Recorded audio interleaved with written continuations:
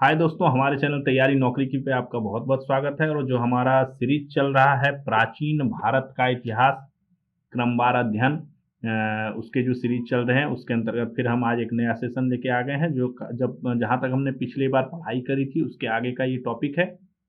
तो अभी तक हमने जो पढ़ा था उसमें हमने पढ़ लिया मानव का विकास, हमने देख लिया, ठीक है ना।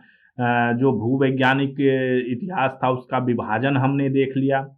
जो पाषाण काल थे उनको हम विभाजित कर रहे थे, है ना। पूरा पाषाण काल को 3 भागों में बाँट रहे थे हम, है ना। पाषाण काल को जो 3 भागों में बाँटा गया था उसका हम विभाजन कर रहे थे।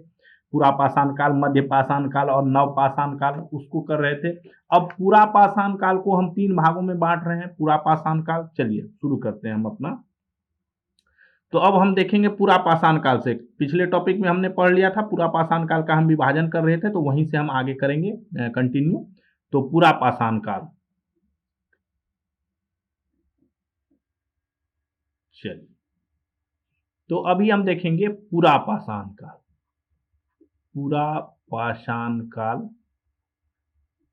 का विभाजन, ठीक है। पूरा पाषाण काल को 3 भागों में बांटा गया है ना। पूरा पाषाण काल को भी 3 भागों में बांटा गया है। पहला भाग कौन सा है? निम्न पूरा पाषाण काल। निम्न पूरा पाषाण काल कब से कब तक? 5 लाख से लेके 50,000 बीसी तक, ठीक है। दूसरा हो गया निम्न पूरा पाषाण काल, इंग्लिश में इसको लोअर पैलियोलिथिक भी कहते हैं। दूसरा हो गया मध्य पूरा पाषाण काल। मध्य पूरा पाषाण काल, इसको हो गया 50,000 बीसी तक ऊपर वाला था, तो 50,000 बीसी से लेके 40,000 बीसी तक। 40,000 बीसी तक, बिफोर क्राइस्ट, है ना। और तीसरा जो हो गया उच्च पूरा पाषाण काल। उच्च पूरा पाषाण काल, ठीक है। इसका विभाजन हो गया 40,000 बीसी से लेके 10,000 बीसी तक। बीसी तक, ठीक है। ये हमने विभाजन कल देख लिया था कि ये है, ये इसके समय काल है। 5 लाख से 50,000 तक निम्न पूरा पाषाण काल। फिर उसके बाद मध्य पूरा पाषाण काल 50,000 से लेके 40,000 तक। और फिर ये उच्च पूरा पाषाण काल 40,000 से लेके 10,000। ये पूरा पाषाण काल का ही कालक्रम है। इसी को 3 भागों में बांटा गया है, पूरा पाषाण काल को ही, ठीक है। अभी हम पूरा पाषाण काल ही पढ़ रहे हैं, ठीक है। मध्य पाषाण काल, नव पाषाण काल बाद में पढ़ेंगे।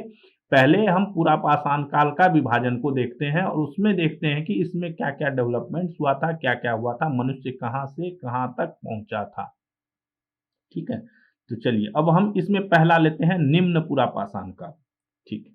पहला लेते हैं, पहला क्या है? निम्न पूरा पाषाण काल। निम्न पूरा पाषाण काल हम पहला लेते हैं, जिसका टाइम क्या हो गया? 5 लाख से 50,000 बीसी तक। 50,000 बीसी तक, ठीक है। ये इसका कालक्रम हो गया। इस काल में क्या हुआ?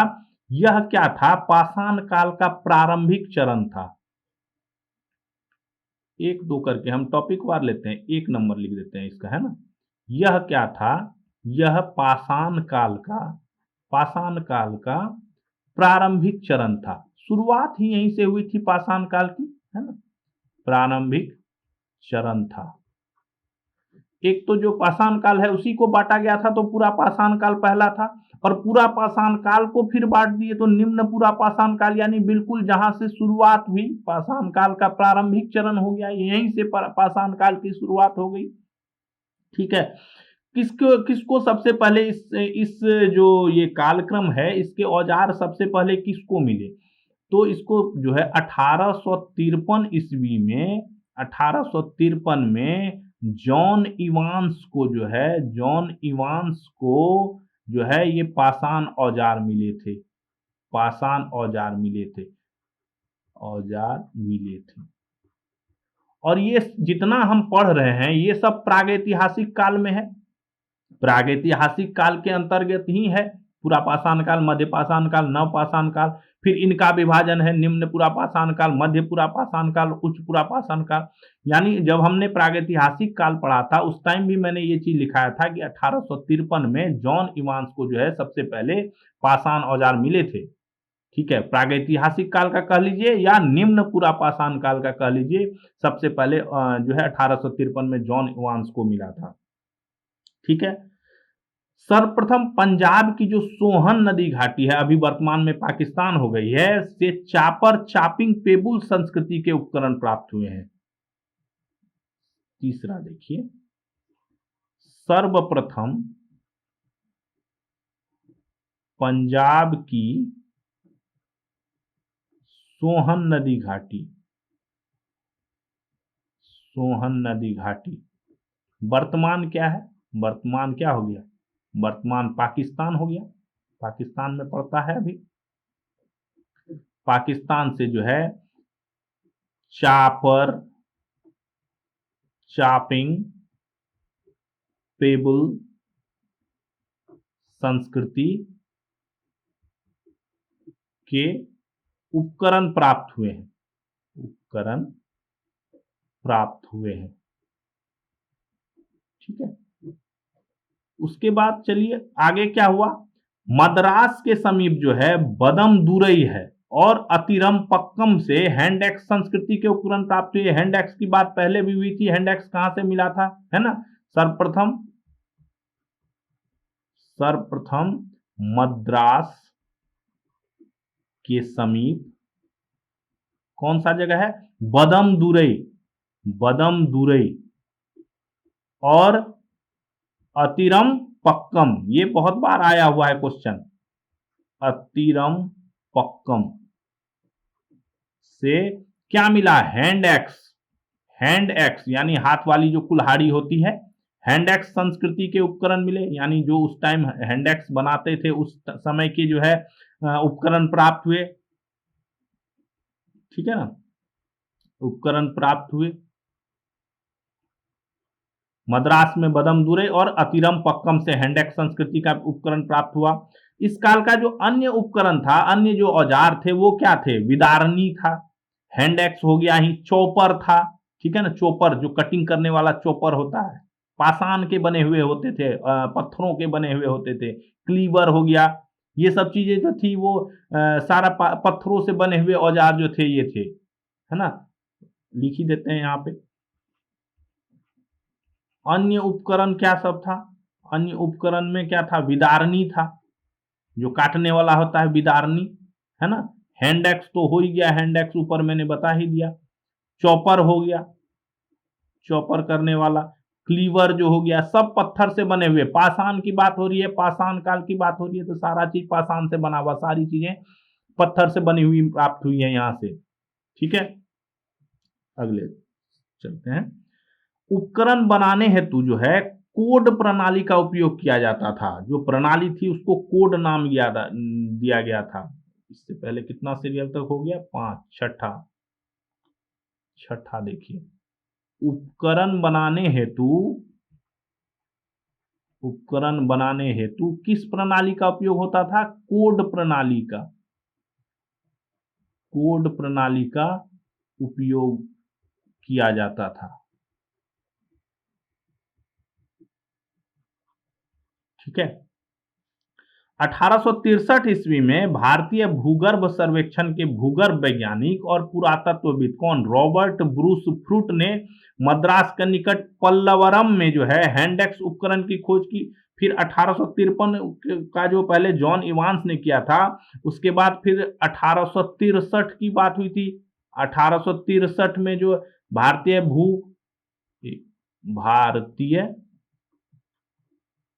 भूगर्भ सर्वेक्षण सर्वेक्षण वैज्ञानिक थे, कि भूगर्भ वैज्ञानिक थे, है ना, भूगर्भ वैज्ञानिक कौन, Robert Bruce fruit, Robert Bruce fruit. ठीक है, इन्होंने मद्रास के निकट, मद्रास के निकट किस जगह पे? मद्रास के निकट पल्लवरम में, पल्लवरम एक जगह था, पल्लवरम में जो है हैंडेक्स उपकरण की खोज की, फिर से हैंडेक्स उपकरण की खोज की, यानी हैंडेक्स 2 बार मिला, और खास करके खोज की, खास करके जो दक्षिण भारत का इलाका है उसमें सबसे ज्यादा ये मिला, है ना। इससे पहले भी मद्रास में जो है मिला, बदमदुरई में, अतिरमपक्कम में मिला, ठीक है। उसके बाद ये भी मद्रास के निकट पल्लवरम जगह पे मिला, तो दक्षिण भारत जगह में जो है ये सबसे ज्यादा मिला, ठीक है ना। उसके बाद 8वां, उसके बाद 1884 में जो है विलियम किंग ने जो है तमिलनाडु के अतिरमपक्कम में हैंडेक्स फिर मिला इनको, 1884 में, 1884 में विलियम किंग को, विलियम किंग को कहां? तमिलनाडु के अतिरमपक्कम जो था, जहां पहले मिला था, अतिरमपक्कम में हैंडेक्स जो है फिर मिला, ठीक है। एक बार पहले हैंडेक्स तो मिल ही रखा था अतिरमपक्कम में, ठीक है। और उसके बाद फिर यहां पे भी मिला 1884 में, विलियम किंग को भी ये मिला, ठीक है। उसके बाद देखिए बेलन घाटी में इलाहाबाद विश्वविद्यालय के जीआर शर्मा के निर्देशन में अनुसंधान किया गया, और यहां इस काल से संबंधित 44 पुरास्थल प्राप्त हुए। 1884 की बात है। इसके बाद हो गया बेलन घाटी में, बेलन घाटी में इलाहाबाद विश्वविद्यालय, इलाहाबाद विश्वविद्यालय के जीआर शर्मा, जीआर शर्मा के निर्देशन में, के डायरेक्शन में अनुसंधान किया गया, अनुसंधान किया गया। और क्या मिला? और इस काल से संबंधित, इस काल से संबंधित 44 पुरास्थल मिले। जब ये हैंडेक्स वगैरह और काफी उपकरण जब मिलने लगे, तब इलाहाबाद विश्वविद्यालय के द्वारा जो है एक टीम बनाई गई, अनुसंधान की टीम बनाई गई, ठीक है। और उनका नेतृत्व किया जीआर शर्मा ने, और उनके नेतृत्व में, उनके निर्देशन में जब शोध किया गया, जब अनुसंधान किया गया, जब खोज की गई, तो इस जो ये क्या नाम है अपना निम्न पुरापाषाण काल है, इस काल से संबंधित जो है 44 पुरास्थल जो है वो प्राप्त हुए। अगला स्लाइड ले लेते हैं हम, 9 10। उपकरणों के अतिरिक्त, उपकरणों के अतिरिक्त बेलन के लोहदा नाला क्षेत्र से इस काल की अस्थि निर्मित मातृ देवी की एक प्रतिमा मिली है। उपकरणों के अतिरिक्त बेलन नदी घाटी के लोहदा, लोहदा जगह है, ये ध्यान रखिएगा, ये भी आया हुआ क्वेश्चन है। लोहदा नाला क्षेत्र है, यहीं पे पड़ता है लोहदा नाला क्षेत्र, ठीक है। यहां पे जो है नाला क्षेत्र से इस काल की, इस काल की अस्थि निर्मित, यानी हड्डी से बना हुआ अस्थि निर्मित मातृदेवी, मातृदेवी की एक प्रतिमा मिली है, जो संप्रति कौशाम्बी संग्रहालय में सुरक्षित है। जिसको कहां पे रखा गया है? जिसे कौशाम्बी संग्रहालय में जो है सुरक्षित रखा गया है, कौशाम्बी संग्रहालय में सुरक्षित रखा गया है, ठीक है। उपकरण तो मिल ही रहे थे, हैंडेक्स मिल रहे थे, जो विदारणी मिल रही थी, चॉपर वगैरह मिल रहे थे और भी पाषाण के कई सारे उपकरण मिल रहे थे। उसके अतिरिक्त जो है यहाँ पे लोहदा नाला क्षेत्र है, एक लोहदा नाला क्षेत्र से जो है अस्थि निर्मित हड्डी से बना हुआ मातृ देवी का एक प्रतिमा मिला है, ठीक है, जिसको कहाँ पे कौशाम्बी संग्रहालय में सुरक्षित रखा गया है। तो ये इंपॉर्टेंट चीजें थी जो निम्न पुरा पाषाण काल से संबंधित थी। 5 लाख से 50,000 बीसी तक जो है निम्न पुरा पाषाण काल था, उससे संबंधित थी। अब हम देखते हैं दूसरा मध्य पुरा पाषाण काल। दूसरा टॉपिक हम देखते हैं मध्य पुरा पाषाण काल। मध्य पुरा पाषाण काल, इसका समय अवधि क्या था हमारा? 50,000 से 40,000 बीसी, 50,000 बीसी से 40,000 बीसी तक, ठीक है, मध्यपुरा पाषाण काल। इस काल में क्या सब हुआ, इस काल का देखते हैं हम। फलकों की अधिकता के कारण मध्यपुरा पाषाण को फलक संस्कृति भी कहा जाता है। फलकों की अधिकता के कारण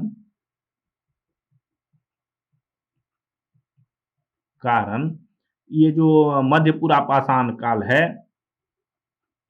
मध्यपुरा पाषाण काल को फलक संस्कृति भी कहा जाता है।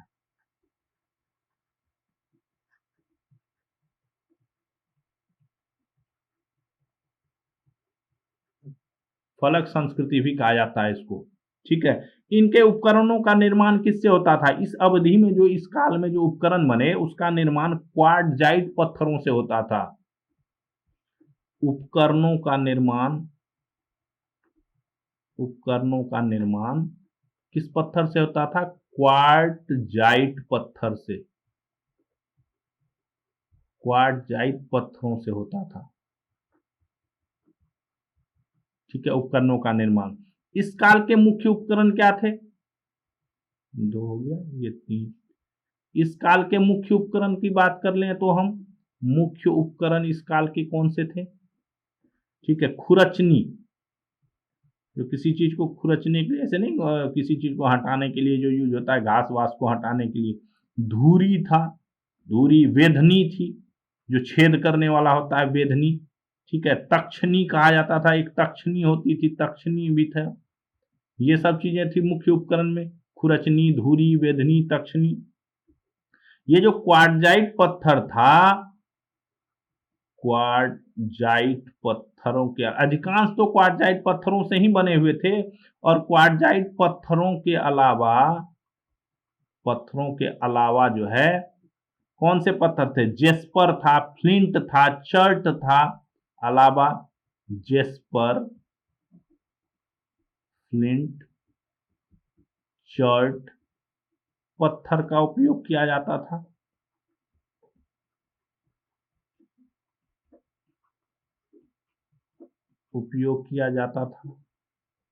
ठीक है। अधिकांश उपकरण जो है ये क्वार्टजाइट पत्थर के थे, लेकिन इसके अलावा जो है जेस्पर के भी पत्थर थे, फ्लिंट के भी पत्थर थे, चर्ट जो होता है वो पत्थर भी थे। इन सब पत्थरों के भी प्रमाण प्राप्त हुए हैं, है ना। तो ये था हमारा मध्यपुरा पाषाण काल। इसके बाद आता है नवपुरा पाषाण काल, जो उच्चपुरा पाषाण काल, जो कि तीसरा है इस क्रम का, तीसरा उच्चपुरा पाषाण काल। उच्चपुरा पाषाण काल, इसकी जो समयावधि थी वो 40,000 बीसी से 10,000 बीसी, ठीक है ना, उच्चपुरा पाषाण काल का अवधि।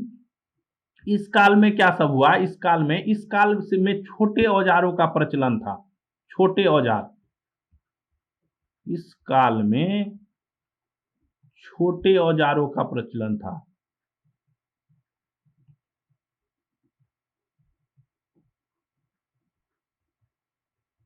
था, ठीक है। माइक्रोलिथ, ठीक है, इनको छोटे औजारों को कहा जाता था माइक्रोलिथ, है ना, माइक्रोलिथ। इन औजारों का छोटे छोटे औजार बनने शुरू हो गए, है ना। इस काल से ब्लेड प्राप्त हुआ है। इस काल में ब्लेड ब्लेड प्राप्त हुआ है, पाषाण से बने हुए ब्लेड प्राप्त हुए हैं। इस काल से भी क्वार्टजाइट जो पत्थर है, क्वार्टजाइट, इन पत्थरों का साक्ष्य मिला है, साक्ष्य मिला है। इस काल में भी इन पत्थरों, जो क्वार्टजाइट पत्थर होते थे, उनका साक्ष्य मिला हुआ है। ठीक है। इसी काल में होमोसेपियंस का उदय हुआ, इसी काल में होमोसेपियंस, जो आधुनिक मानव के वंशज हैं, होमोसेपियंस का उदय हुआ। बहुत इंपॉर्टेंट है ये। उच्च पुरा पाषाण काल में, पाषाण काल में भी जो था, उच्च पुरा पाषाण काल में, पुरा पाषाण काल का उच्च पुरा पाषाण काल का जो था, उसी काल में जो है होमोसेपियंस का जो है वो उदय हुआ। इस काल में ही जो है काफी विकास हुआ, चित्रकारी शुरू हो गई। इसी काल में चित्रकारी शुरू हो गई, चित्रकारी शुरू हुई थी। इसी काल से चित्रकारी के भी प्रमाण मिलने शुरू हो गए हैं। उच्च पुरा पाषाण काल से ही चित्रकारी के प्रमाण मिलने शुरू हो गए हैं। जो भीमबेटका की गुफा से चित्रकारी के साक्ष्य मिले हैं, भीमबेटका की जो गुफा है, भीमबेटका की गुफा, वहां से जो है चित्रकारी के गुफा से जो है चित्रकारी के साक्ष्य मिले हैं। इसको विरासत स्थल में भी शामिल किया गया है ना। भीमबेटका की गुफा से चित्रकारी के साक्ष्य मिले हैं, भीमबेटका से जो है चित्रकारी के साक्ष्य मिले हैं। और क्या था इस काल में, इनमें हरे एवं लाल चटक रंग का प्रयोग किया जाता था। इस काल में हरे एवं लाल चटक रंग, एकदम चमकीला रंग जो होता है, चटक रंग नहीं कहते हैं, एकदम चटक सा रंग है, एकदम चटक कलर है, तो उसी तरह का रंग का उपयोग किया था। चटक रंग का उपयोग किया जाता था। ठीक है। इस काल में हरे एवं लाल। तो इस काल का जो विशेषता हो गया, छोटे औजार थे, ब्लेड प्राप्त हुआ था, क्वार्टजाइट पत्थर का साक्ष्य, क्वार्टजाइट तो पहले से यूज हो रहा था, चर्ट वगैरह और फ्लिंट वगैरह ये सारा चीज यूज हो ही रहा था। सबसे इंपॉर्टेंट होमोसेपियंस का उदय शुरू हो गया। आधुनिक मानव का जो वंशज है हमारा होमोसेपियंस, उसका उदय जो है वो शुरू हो गया था। चित्रकारी शुरू हो गई, भीमबेटका की गुफा से चित्रकारी का प्रमाण मिला, जिसको विरासत स्थल में भी शामिल किया गया है। रंग का प्रयोग शुरू हो गया, हरे एवं लाल चटक रंग का उपयोग शुरू हो गया, है ना। ये सारी चीजें होने लगी। उसके बाद अब हम देख लेते हैं जो पूरा पाषाण काल है, इसके स्थल देख लेते हैं। इसके बाद हम चलेंगे सीधा मध्य पाषाण काल में। पूरा पाषाण काल अब हमारा समाप्त होने जा रहा है। पूरा पाषाण काल के स्थल हम देख लेते हैं, क्या क्या इंपॉर्टेंट स्थल है पूरा पाषाण काल के, उसको हम देख लेते हैं। तो पहला देख लेते हैं मध्य प्रदेश से क्या क्या था। मध्य प्रदेश में कौन कौन से स्थल थे। भीमबेटका, जहां से चित्रकारी के साक्ष्य मिलते हैं, भीमबेटका हो गया। हथनौरा हो गया, जहां से मानव खोपड़ी मिली थी, हथनौरा। नरसिंहपुर हो गया, नरसिंहपुर हो गया। ये सब प्रमुख स्थल हैं इसके। दूसरा आ जाते हैं हम कश्मीर। कश्मीर की बात करते हैं तो पोतवार का जो पठार है, उन सब जगहों से अवशेष मिले हैं, पोतवार का पठार से अवशेष मिले हैं। ठीक है। राजस्थान की बात करें, राजस्थान, ठीक है ना, डिडवाना, डिडवाना एक जगह है राजस्थान में, वहां से अवशेष प्राप्त हुए हैं। महाराष्ट्र की बात करें, महाराष्ट्र की अगर बात करें तो नेवासा, नेवासा प्रवरा नदी घाटी से, नदी के तट, प्रवरा नदी के तट ऑब्लिक घाटी से, ठीक है, नेवासा प्रवरा नदी के तट और घाटी से।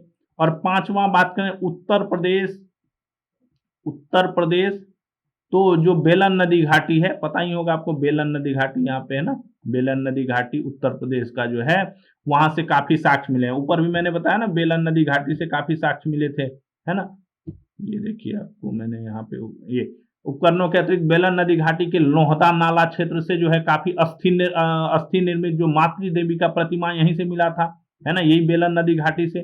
तो ये जो है 5 जो है मेन है जो इस काल के जो है अवशेष इन जगहों से जो है प्राप्त हुए। मध्य प्रदेश का भीमबेटका, हथनौरा, नरसिंहपुर, कश्मीर का कोतवार का पठार, राजस्थान में डिडवाना, महाराष्ट्र का नेवसा प्रावरा नदी के तट और घाटी से, और उत्तर प्रदेश का जो बेलन नदी घाटी है, इन सब जगहों से जो है मेन साक्ष्य जो है पूरा पाषाण काल के जो है स्थल प्राप्त हुए हैं, उपकरण और जो भी साक्ष्य हैं वो प्राप्त हुए हैं। जो हमने ऊपर पढ़ा कि ये चीज मिला है वो सारे इन जगहों से ही प्राप्त हुए सबसे ज्यादा। ठीक है, अब हम अगला शुरू करेंगे। हमारा जो पाषाण काल चल रहा है उसमें पूरा अपना पाषाण काल और मध्य पाषाण काल चलेगा, है ना। पूरा पाषाण काल के बाद अब चलेगा कौन सा, मध्य पाषाण काल।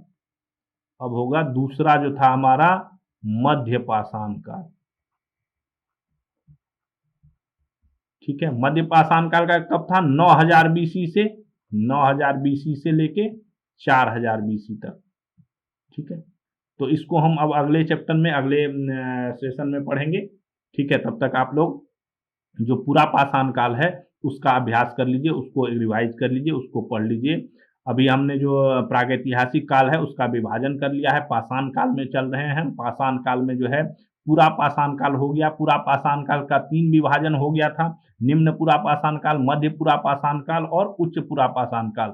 अब हम चल रहे हैं मध्य पाषाण काल में, जो हमारा दूसरा विभाजन था मध्य पाषाण काल वो। उसके बाद हम करेंगे नव पाषाण काल की चर्चा करेंगे, नव पाषाण काल के बारे में पढ़ेंगे। तो अभी मध्य पाषाण काल जो है वो काफी बड़ा है, उसमें काफी चीजें प्राप्त हुई हैं और उसमें स्थल भी काफी जगह है जहां से कई कई चीजें प्राप्त हुई हैं। तो धीरे धीरे मनुष्य का विकास जो है वो आगे होते गया है। तो इसको हम अगले सेशन में पढ़ेंगे।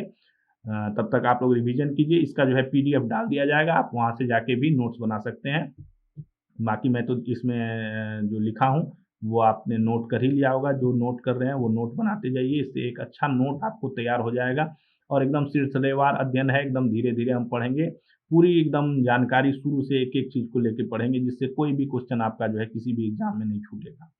तो चलिए फिर मिलते हैं नए सेशन में, अगले सेशन में। तब तक के लिए थैंक्स फॉर वॉचिंग तैयारी नौकरी की। आप लोग अपनी तैयारी जारी रखिए। जय हिंद।